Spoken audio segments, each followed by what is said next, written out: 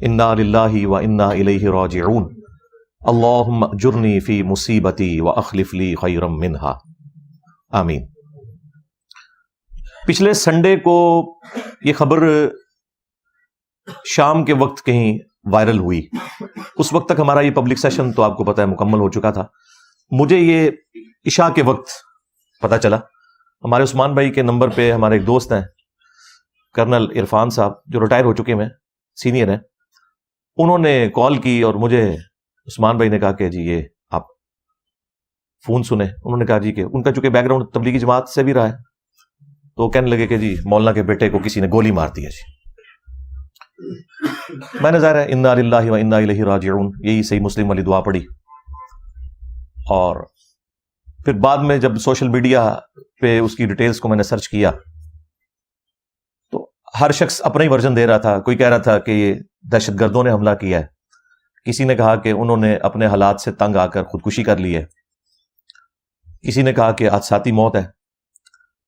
خیر صبح کے وقت جو مولانا طارق جمیل صاحب کے بڑے بیٹے ہیں یوسف جمیل حافظہ اللہ تعالی، انہوں نے ایک ویڈیو کلپ اپنا جاری کیا، وہ پھر مین میڈیا کے اوپر بھی مختلف ٹی وی چینلز نے دکھایا۔ اس میں انہوں نے کہا کہ میرے جو چھوٹے بھائی ہیں انہوں نے خودکشی کی ہے کیونکہ ان کا ذہنی توازن کا ایشو تھا، وہ دوسرے والا ایشو نہیں، ڈپریشن والا ایشو، یعنی یہ پاگل تو نہیں تھے لیکن ڈپریشن کے مریض تھے، اور وہ بتا رہے تھے کہ پچھلے کافی عرصے سے انہیں ہم الیکٹرک شاکس بھی دے رہے تھے، تو وہ اسی تکلیف کے اندر انہوں نے اپنے آپ کو گولی مار کے خودکشی کر لی ہے۔ چیپٹر کلوز ہو گیا، میڈیا نے بھی بتا دیا۔ پھر ایک دن کے بعد طارق جمیل صاحب کے جو چھوٹے بھائی ہیں ڈاکٹر ہیں، یعنی اس بچے کے چچا، ان کا اردو پوائنٹ کے اوپر انٹرویو آیا اور انہوں نے ایک اور بات کر دی۔ انہوں نے کہا کہ نہیں، اس نے خودکشی نہیں کی ہے بلکہ یہ حادثاتی موت ہے، وہ پسٹل سے کھیل رہا تھا اور اسی دوران چیمبر میں ایک گولی موجود تھی جو چل گئی اور اس کی وجہ سے وہ شہید ہو گیا۔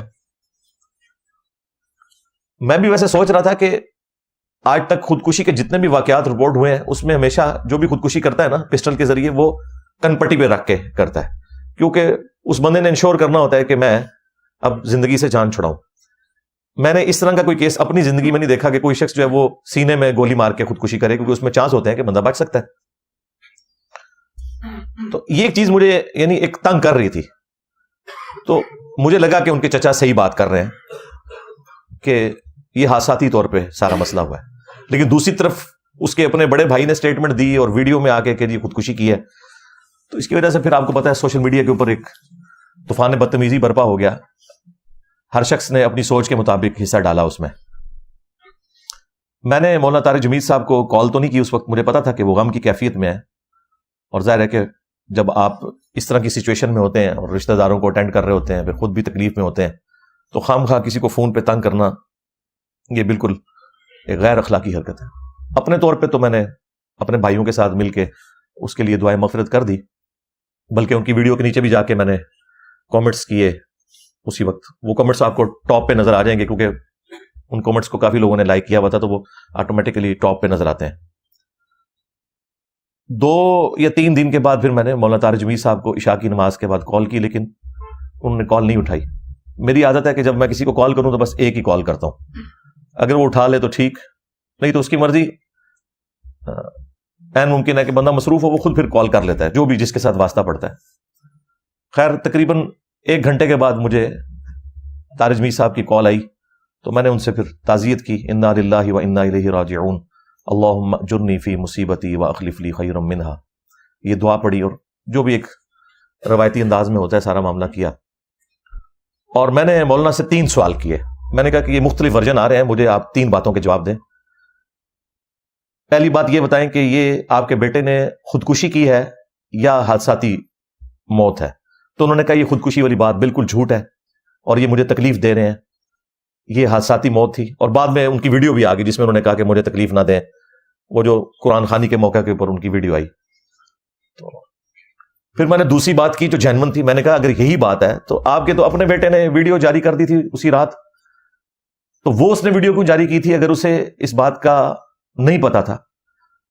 تو کہنے لگے وہ یوسف تو یہاں پہ ہے بھی نہیں تھا، وہ دوسرے سٹی میں گیا ہوا تھا، چونکہ وہ ایک پینک پھیل گیا تو اسے جو انیشل رپورٹ ملی اس نے اس کے مطابق فوراً ویڈیو بنا دی. تو وہ ویڈیو اس کی غلطی ہے, ویڈیو بنانا اس کو فوراً بنانی پڑی, اس میں اس سے مس ہینڈلنگ ہوگی, کیونکہ واقعے پہ تو نہ وہ موجود تھا نہ میں موجود تھا, وہ تو اس کا ایک کزن ہی تھا عارفین, جو ان کے چچا کا بیٹا ہے, طارق جمیل صاحب کے چھوٹے بھائی کا بیٹا جو ڈاکٹر ہے. تو وہ پاس موجود تھا اور ایگزیکٹلی اس وقت وہ پاس موجود تھا, اس کی طرف دیکھ نہیں رہا تھا لیکن اسی پریمیسز میں موجود تھا. اس نے بعد میں اردو پوائنٹ کے اوپر اپنا انٹرویو بھی ریکارڈ کروایا. تو کہتے ہیں کہ یہ بات جو ہے نا وہ اس سے مس ہینڈلنگ ہوئی ہے.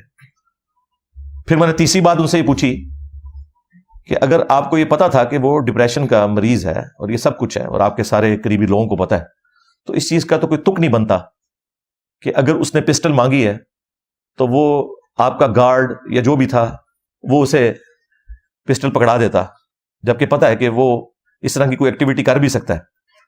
کہتے ہیں آپ کی بات بالکل ٹھیک ہے, لیکن یہ کوئی پہلی دفعہ نہیں ہوا, اس سے پہلے بھی وہ خالی پسٹل اسے دیتے ہیں تو وہ کھیلتا رہتا ہے, کیونکہ سارے اس کو ذرا ایک اسپیشل پروٹوکول اسپیشل چائلڈ ہونے کی وجہ سے کرتے تھے. ویسے تو عمر اس کی آلموسٹ کوئی 36-37 کے قریب تھی, لیکن وہ بچپن سے ہی ایک خاص ذہنی مرض میں مبتلا تھا, لکھنا پڑھنا اس نے نہیں سیکھا, لیکن پاگل نہیں تھا, جس کو ہم کہتے ہیں نا پاگل, وہ نہیں تھا, ایک ڈپریشن کا مریض آپ سمجھ لیں کہ یعنی ایک درمیان کی کنڈیشن میں.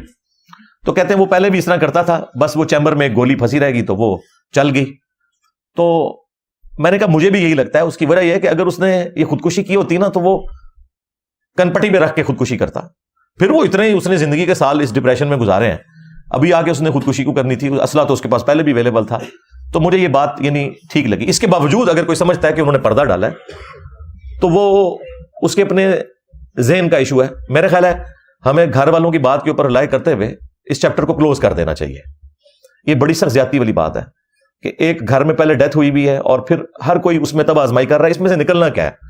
کوئی وہ پبلک اکاؤنٹ ہولڈر نہیں تھا, کوئی پاکستان کا کوئی مشہور سائنٹسٹ نہیں تھا کہ جس کی وجہ سے کوئی ملک کو اتنا نقصان ہو گیا کہ ہم کہیں کہ نہیں جی پتہ لگوائیں کہ یہ خودکشی کی ہے یا حساتی طور پہ مرا ہے. ایک نارمل انسان تھا, ٹھیک ہے, اس کے والد کی سٹیٹمنٹ آ گئی, دیٹس اینف. اور پھر وہ ہاتھ جوڑ جوڑ کے کہہ رہے ہیں کہ یار اس کو ایشو نہ بنائیں, پلیز میرے بچے کے اوپر یہ الزام نہ لگائیں. تو میرا خیال ہے اس کے بعد تو جو شخص بھی صاحب اولاد ہے اسے شرم کرنی چاہیے اگر وہ اس کے علاوہ کوئی اور ورژن اڈاپٹ کرتا ہے. یہ میرا اپنا پوائنٹ آف ویو ہے, کیونکہ اس میں سے نکالنا کچھ بھی نہیں ہم نے.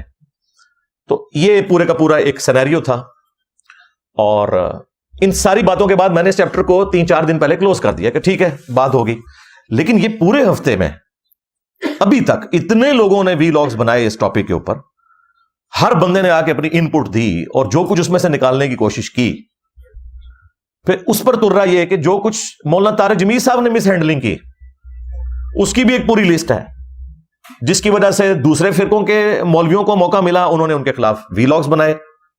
ایون خود ان کے اپنے فرقے کے لوگوں نے طارق جمیل صاحب کو ڈس اون کیا, اور وہ جو طارق جمیل صاحب کی مس ہینڈلنگ کی وجہ سے جو کچھ ہوا اس میں وہ جسٹیفائی تھے مخالفین وہ کرنے میں. ایک موقع دیا تو ظاہر ہے مخالفین کدھر چھوڑتے ہیں. یہ تو ویسے ٹی وی پہ بیٹھ کے سارے کہتے ہیں نا جی کہ فرقوں میں بڑی ٹالرنس آ چکی ہے اور ہم سب ایک دوسرے کو مسلمان سمجھتے ہیں. نہیں, موقع کوئی جانے نہیں دیتے یہ لوگ کاٹنے کا. جب موقع ملے گا یہ کاٹیں گے آپ کو, اور انہیں موقع مل گیا. آپ دیکھیں مولویوں کے کلپ کس طرح آ رہے ہیں, انتہائی ڈھٹائی کے ساتھ, بے شرمی کے ساتھ, اپنے فاسد عقائد اور نظریات کو ثابت کرنے کے لیے طارق جمیل صاحب کی ایکٹیویٹیز کا وہ سہارا لے رہے ہیں.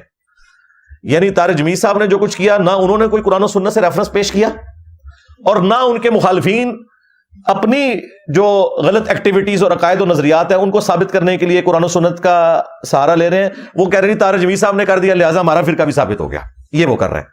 اور پھر وہ الٹا یہ کہہ رہے ہیں کہ اتنے عرصے سے جو تم لوگ ہمیں تانا زنی کرتے تھے تو دیکھ لو تمہارے گھر کے بندے نے بھی بتا دیا کہ یہی چیز اصل ہے. تو یہ سارے کے سارے معاملات کو انشاءاللہ میں 8 علمی پوائنٹس کی شکل میں اس کو ڈسکس کروں گا, بلکہ اس کی انجینئرنگ کروں گا. میں تو آپ کو پتا انجینئر ہوں, تو میں ایک ترتیب سے ان چیزوں کو ڈسکس کروں گا. ہمیں ایک موقع ملا ہے کہ ہم لوگوں کے سامنے حق بات رکھیں اس چیز کو سینٹرڈ کرتے ہوئے. میری یہ گفتگو کوئی ویورشپ کے لیے, کوئی مشہوری کے لیے نہیں. میرے زیادہ کہنا مشہور ہے, ہاں, تو یہ کسی چیز کے لیے نہیں ہے. صرف خالصتاً یہ موقع ملا ہے کہ مسلمانوں کے دماغوں میں ڈرل کروں کہ بھائی یہ بابوں کا دین ہے, یہ کتابوں کا دین ہے. مرنے سے پہلے اے مسلمان کر لے اس پہ غور. کتابوں کا خدا اور ہے, بابوں کا خدا اور. کتابوں کا پیمبر اور ہے, بابوں کا پیمبر اور. اگرچہ فرقوں کے بابے بھی اسی اللہ رسول کے ماننے والے ہیں عز و جل و صلی اللہ علیہ وآلہ وسلم، لیکن جو انہوں نے آپ کو دین سکھایا وہ ان کی ذاتی اختراع تھی، کتاب و سنت سے ان کا کوئی لینا دینا نہیں ہے۔ تو یہ ایک موقع ہے کہ آپ تک بات پہنچائی جائے۔